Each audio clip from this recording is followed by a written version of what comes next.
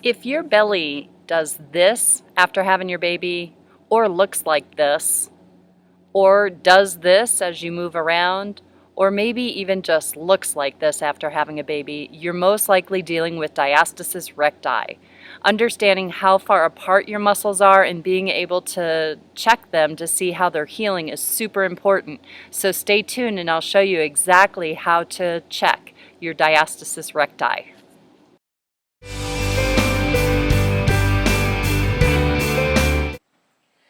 So to check for your diastasis, you want to lay down on the ground. Your knees can be bent up or straight. You're going to take your fingers and you want to put them perpendicular to the muscle belly. So remember, the muscle bellies run up and down here.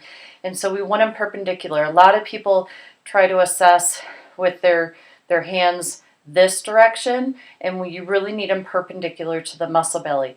You're going to measure this in 3 different areas. You're going to measure it at the belly button, and then you're going to come up a couple of inches and measure it again up above the belly button, at the belly button, and then below the belly button, so more down toward your pubic bone here. And you want to get 3 different measurements. So to measure, you actually need to push your fingers down into your belly. You can't keep them right at the skin. You've actually got to sink them into your tissue so that when you go to engage the muscles, you'll feel them pop up on either side of your fingers.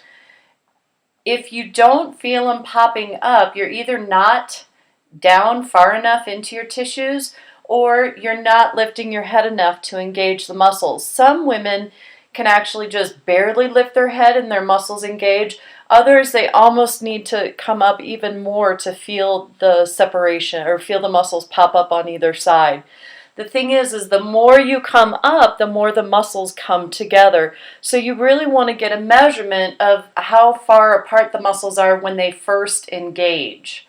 So you want to press your fingers down into your belly and then lift on up. And you should feel the muscles popping up on either side. Mine is like a really tight 2 or 1.5 there. And so then you also want to check to see how deep it is. How deep does it go down there? If you can sink past the first knuckle, that's really deep. If you're into the first knuckle, that's kind of a medium depth. And then if you're right at the surface and you don't sink in at all, that's a real shallow, and that's what we want. So you can come up here and check again, and again lifting up. And how many fingers? Again, I've got a tight 1.5 there. And so you can see the muscles on either side, and you can see how I don't have to go in very far. Maybe you can't. But that's what you want to check to see how deep you go in with your fingers.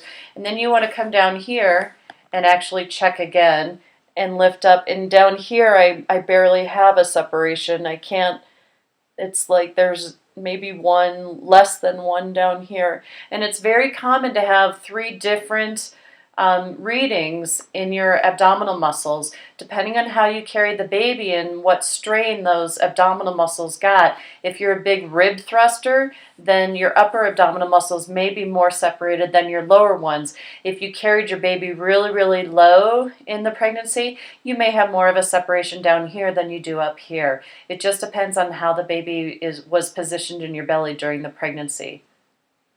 So that's how you measure for diastasis.